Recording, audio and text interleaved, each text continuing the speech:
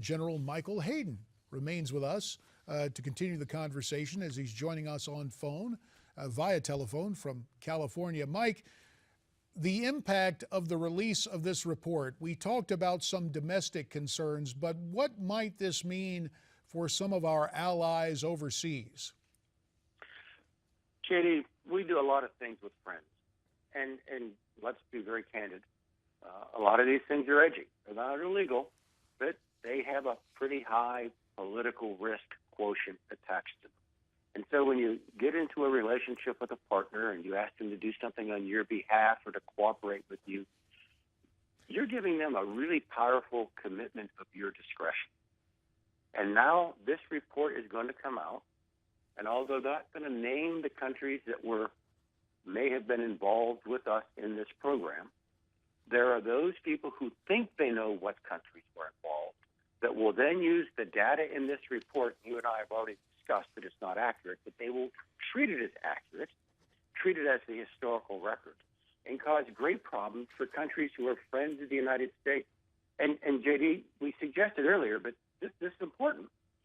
What CIA officer in the future, after this, after having been indicted and convicted in absentia, is going to raise his hand in the future and say, you know, this is kind of an odd idea, might be a little edgy, but I've been thinking. And so the final outcome of this report is going to be an American espionage service that is timid and friendless. And that really is a danger to the United States. Just for the record, General, obviously you moved over to CIA, if memory serves, after the directorship of George Tenet, and then my old colleague from Capitol Hill, former Congressman Porter Goss. To your knowledge, did the CIA ever mislead President Bush or the Bush administration? No, not. How could you do that, JD? We're creatures of the executive branch. And look, put ethics aside. You know, don't consider us moral men. At least don't consider us stupid men. This is something that we all knew was going to be public someday. And it was so edgy that we would be all held to account. And so none of us was willing to do anything that would make that final day of reckoning more difficult than we knew it would be. And so there just is no percentage in our not making sure the other parts of government, including Congress, knew what we were doing. General, about 2.5 minutes remain, and again, we thank you for your time. There is another issue at hand dealing with Gitmo.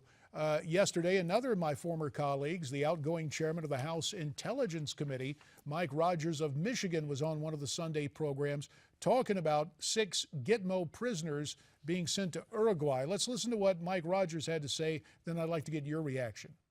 And some of these intelligence services who do these agreements about agreeing to watch them or monitor them can't do it. So we pay money, remember this, now we're going to pay a lot of money to these countries who take these particular prisoners. That's not their culture, that's not where they're from, and these services or law enforcement or intelligence services are supposed to monitor these people. What we have found in the past is it doesn't work very well. I don't think that surprises anybody. So with 1.5 minutes remaining, these 6 sent from Gitmo to Uruguay, are they going to remain outside the orbit of terror groups and stay there in South America? As Chairman Rogers points out, these are always difficult questions, and the answers finally in the details. What have the Uruguayans agreed to do? What are they capable of doing? What is the character of these people? What do we think about the odds of recidivism with regard to each individual in the group of 6? JD, we in the Bush administration pushed more people out the door at Guantanamo than the Obama administration did, and we made mistakes. The recidivism rate, depending on how you count it, runs from about 1/4 to 1/3. So there's always a danger here. But I have to admit, we had the same policy too, that we wanted to reduce the population at Guantanamo. The whole question of Gitmo, 30 seconds, should it remain open? I think it should remain open, JD, and frankly, I think we should have the option of putting new people there, something that this administration has refused to do. opting instead for Article III courts or killing people. And there's a third legitimate option, and we ought to use it. Fair enough. General Michael Hayden phoning in this morning from California. You've done anything but phone in your responses. We thank you for your thoughtful, candid remarks concerning these challenging subjects. You heard what the general said. Gitmo ought to stay open. What do you think of that idea? Why don't you tweet me your response at NewsmaxTV, #America's Forum.